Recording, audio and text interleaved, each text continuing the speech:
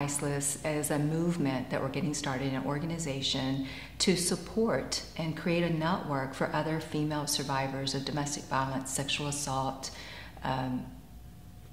pretty much domestic violence and sexual assault, but I foresee in the future it growing into any type of violence against women, where they can come into this group of a safe zone with other survivors who know what they're going through and understand the masks that we wear, because we live in a society that's so full of survivors that nobody knows of their past, and they've put on this facade just so they can exist and to be safe to whatever degree that would be for them, to move forward and to have their jobs, have their families, do what they need to do, but nobody knows what's underneath that.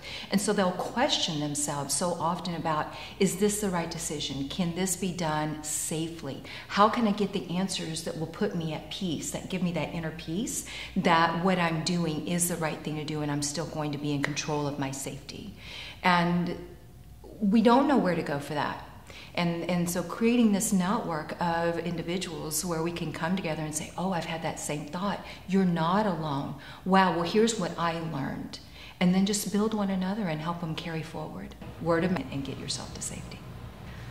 My heart is actually to create societal change. And for many people, when I mention that, I get the eyes rolled and they're like, oh my goodness, girl, do you realize how impossible that is? And for me, I don't see it as impossible, Kim. I really believe that as we enlighten, as we educate, we start that shift. And little by little, we start this wave, right? It's just going to get bigger and bigger and bigger and bigger, and eventually it's going to crash in. And we are going to create the momentum to make that change. It may not be in my lifetime, but we have to start somewhere. And generation after generation, it's been kept a family secret. It's been swept under the rug. You don't talk about it. And I said, no more. It's time to talk about it. It's time to start creating that awareness, just like breast cancer.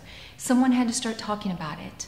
And then it became a big marketing campaign to where now everybody talks about breast cancer like they're talking about today's cup of coffee.